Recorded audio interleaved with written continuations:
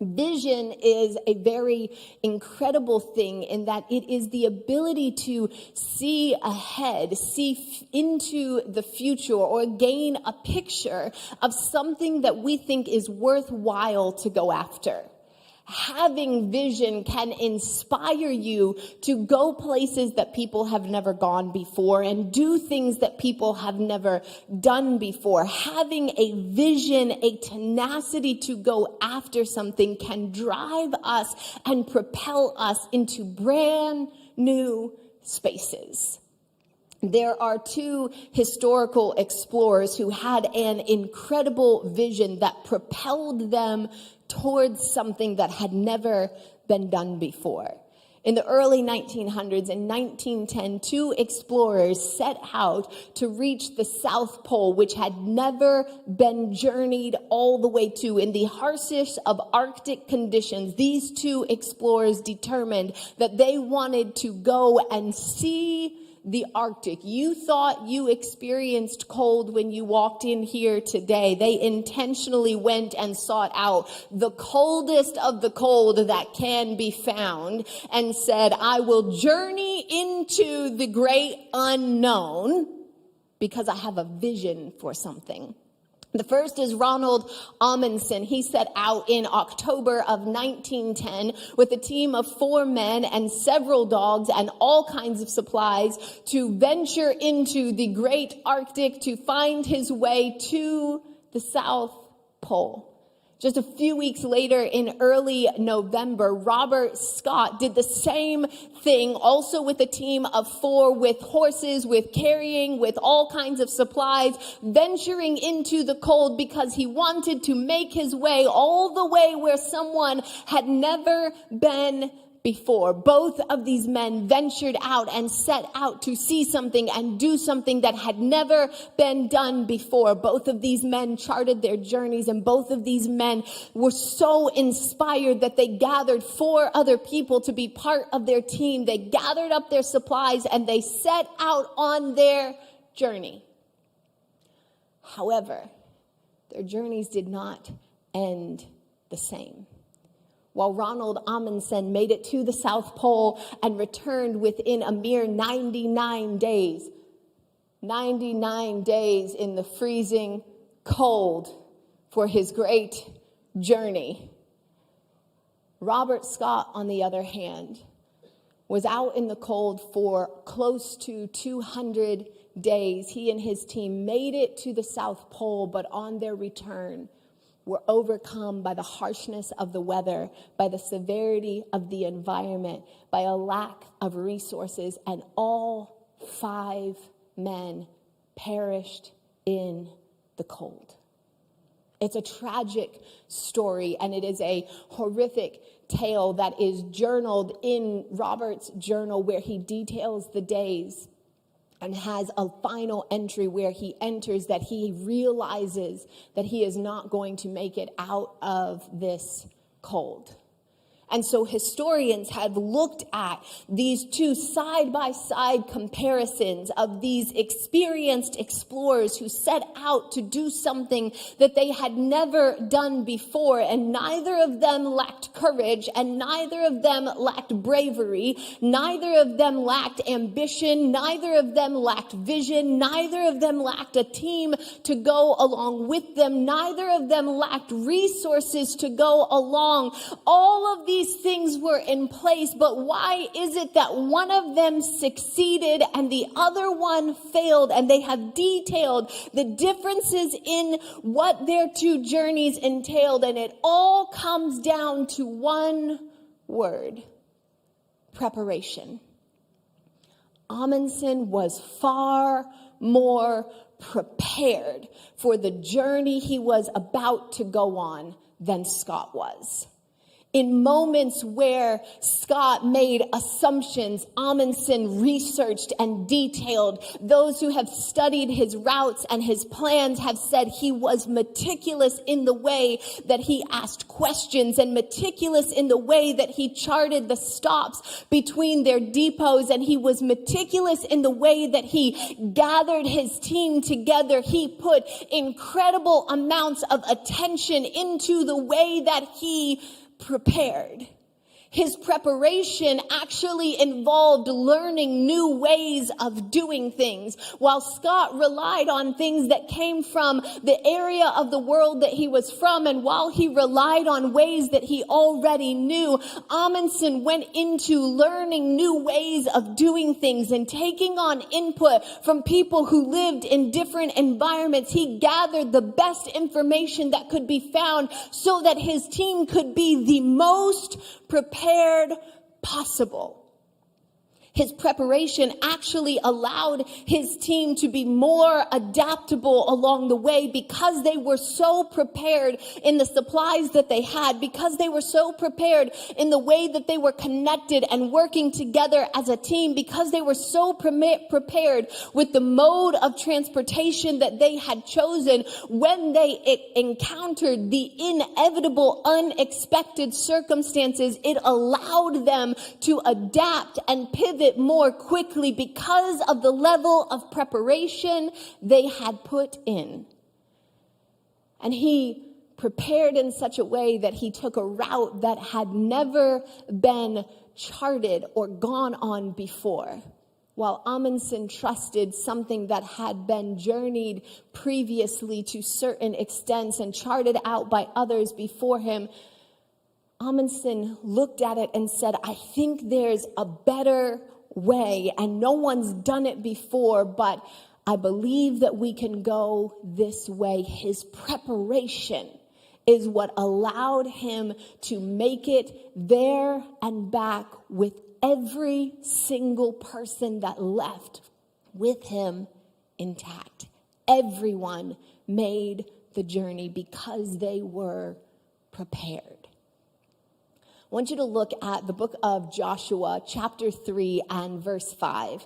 This is Joshua getting ready to lead the children of Israel into their promised land. They've been waiting for this moment, and they are getting ready to walk into something that they have been believing for, going into a place that most of them have never been before, getting ready to settle on something that most of them have never settled on before. And it says, Joshua stands up before the people and says, consecrate yourselves, because the Lord will do wonders among you tomorrow.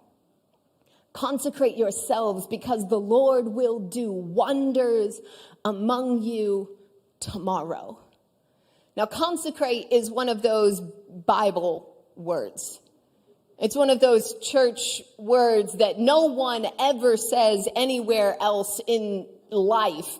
If you didn't grow up in church, you probably went decades of your life before hearing the word consecrate. If you grew up in church, it was a word that you knew by the time you were like 10 years old. I'm going to do a whole series one time on words that church kids know that other kids don't know. It includes words like consecration and circumcision. Like, why is circumcision part of my regular vocabulary as an 11-year-old? Because it's everywhere in the Bible. Okay, so consecration, come back, focus, Vision Sunday. Consecration is a Bible word that I think we could fairly summarize as meaning holy preparation. It is preparing for the thing that God is about to do. It's setting aside places, things, and people for the work that God has planned. And in this context specifically, it is Joshua saying to the congregation of people, it is time to put yourself in holy preparation because God has wonders that he is about to do in us. You need to be prepared. You need to be consecrated for what God is about to do. This is our year of preparation. This is a year for us of holy preparation for what God is about to do. I can say to you with all confidence and with so much certainty that 2026 is going to be for us a year of wonders. To see what God is going to do in the year 2026 in and through this church. I already feel the Spirit stirring and speaking to me about the things that are coming ahead of us. For years now, I've heard God saying, I think we actually have a screen. This is a screenshot from my notebook of my very messy handwriting, which is embarrassing to show all of you. But this is a screenshot from my notebook that I wrote in July 15th at 1:07 in the morning. My Lord, go to sleep, woman. July 15th, 2023 at 1:07 in the morning, a note that I opened up and wrote down, 2026 is going to be a significant year for us. Since mid-2023, God has been speaking to Phil and I about what is coming. I would go to God in 2023 and be like, God, what's coming for the second half of this year? God, what are you speaking to us for next year? And I would just hear him say in me, 2026 is going to be big. Watch out for what's coming in 2026. And I'd be like, God, I need to know what to do for the rest of this year. And eventually he would let me in on those things. But every time, first he would let me know, wait and see what's coming for you in 2026. So as we started digging into it, we started praying about it and saying, God, give us more specifics about what that looks like. Finally, I sat down and looked at a calendar, something that should have occurred to me probably more quickly than it did, but math is not my strong suit. Words are my strong suit. And I finally realized that 2026 will be 40 years of this church serving and standing in this city. 40 years since our founding pastors came and opened doors and sat out chairs and said, we believe that God wants to do something in this city. And I believe that in the way that he has moved through us for decade on decade on decade, that he has a whole new vision of who we need to be and how we need to be, and the way that he's asking us to serve and to impact our city for a whole new generation that's coming up behind, that we will stand at a pinnacle moment and say, God, look what you have done over the last 40 years, the ways and the miracles and the wonders. And he will say to us, wait and see the wonders that I have yet still in store for you for another 40 years of serving and loving and growing and being the people that I need and I've called you to be. And over this year, we want to share with you some of the ways that he's begun to show us. And we want you to pray with us that God would continue to reveal and unfold to us who it is that he's calling us to be for this next season of serving, who we need to become for the future of who we are as a church together, the way that he wants to use us. I find about God that he's continually changing the way he wants to use us in every season, and that he's beginning to speak those things. And I know this is supposed to be Vision Sunday for 2025, not 2026. Trust me, I have felt the tension over the last several weeks of going, I want to get up and say, this is going to be your year to take on that mountain. Every wall in front of you is coming down and every door is, and here we go. Let's charge the one. Trust me, I want to.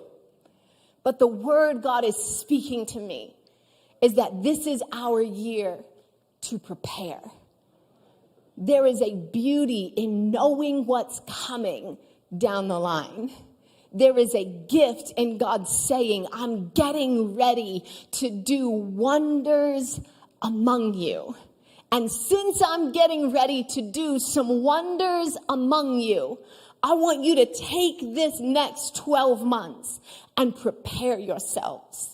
Prepare in your heart, prepare in your mind, prepare in your life. It's our season to begin to put some things in place that say, God, we've positioned ourselves to do whatever it is you want to do. God, we've positioned ourselves to begin to have things in place that when you pour out your windows, we're ready to receive them. God, we've positioned ourselves in such a way that we're ready for the new that you're about to send into this place. Preparing allows us to be ready for whatever might be coming. Games are not won on the field. Games are won in practice times. Exams are not passed in the exam room. They're passed in the library. Phil's training for another full marathon. 26.2 miles for the third time. I know, but you know who doesn't get enough credit? The spouses of people who run full marathons. Are there any other spouses of people who run marathons? It is a lot of work to be the spouse of I'm putting in hours of support, of encouragement, of cheering. If y'all could pray for me over the next coming months. I'm joking. It's an incredible feat and it's an incredible task. But that race is not completed on race day. That race is completed in the months leading up, in the preparation that goes into the dedication of the continual miles being put in, the stretching that has to happen, the attention to proper weight training, into all of the preparation that happens beforehand. And my belief is that over this year, we are going to be prepared for what God has in store for us in such a way that we enter 2026 with incredible expectation, that we enter 2026 in a position ready for whatever it is that God is walking us into, that we enter next year, that this time next year, we will have clarity on the steps that He is walking us into and preparing us for. I want to ask you to get recommitted to your rhythms of resilience. One of the ways that we prepare ourselves is by staying continually connected. Last year, we launched these rhythms of resilience, which give daily, weekly, monthly, and yearly rhythms that we think are the habit and lifestyle of a believer, because it's our prayer for you that you would have a strong and healthy faith in every season of your life. And that strong and healthy faith is not built by what we occasionally do, but it's built through the regular, repeatable rhythms that we have in our life. And part of being prepared is preparing our soul to be in tuned and connected with what God has for us. And these rhythms will walk us into it. You guys don't have a screen for this, but our first season this year of life groups and of weekend messages that line up with that is going to be about hearing from God. Because I think that hearing from God and learning to hear the voice of God helps prepare us to move in step with what God is doing in every season. In just a minute, Phil's going to come and tell you about some of those different things that we're going to walk into. But the very first thing that we're going to collectively do, and I'm asking everyone who possibly can be part of it to be a part, is that we are going to step into, starting tomorrow, our 7 days of prayer and fasting, our filled for 2025, for January of 2025 is 7 days of prayer and fasting. I think prayer and fasting prepares our souls, prepares our spirits, prepares our lives to be in step and in tune with what God has for us. Part of what it does is it declutters all of the things that distract us. I saw somebody post this week, do you want to know if you're addicted to something? Then try fasting it for 7 days. You'll find out how much of a pull it has on your life. And I think there are all kinds of things that have a pull and a hold on our life that we don't recognize until we say, I'm just going to take a little step back from that for a minute. I'm just going to take a little pause on that. I'm just going to set that aside. So we've developed these guides. Myself and the team have put these together to help walk you through the next 7 days. If you've never participated in a time of prayer and fasting before, it has information in the front about what prayer and fasting is. It'll help walk you through how to decide what way are you going to engage in your time of fasting. What does that look like? It has some tips on succeeding in it. It has a QR code that'll take you to a playlist of praise and worship music to listen to, as well as a podcast that we've put together that just has brief thoughts to be a bonus content on next to this. You'll receive a declaration offering inside of it, envelope as well on the inside of it. The biggest thing I would say is if you are planning on participating in the 7 days of prayer and fasting, and I hope that you are, I want all of us to go on this journey together. Sign up and let us know, because part of what helps strengthen your journey is the people that you do it along beside. Getting a text message every day saying you're doing great, you've got this, here we go. Jumping on the morning Facebook Lives. Phil and I are going to be doing some prayer every morning at 7:30. At 7:30 in the morning, I will be there right on time. At 7:30 in the morning on Facebook Live, jump on that, add things into your day, because by the end of the next 7 days, I think we are going to have our first step in preparing our hearts and minds for what it is that God is walking us into, because this is our year of preparation.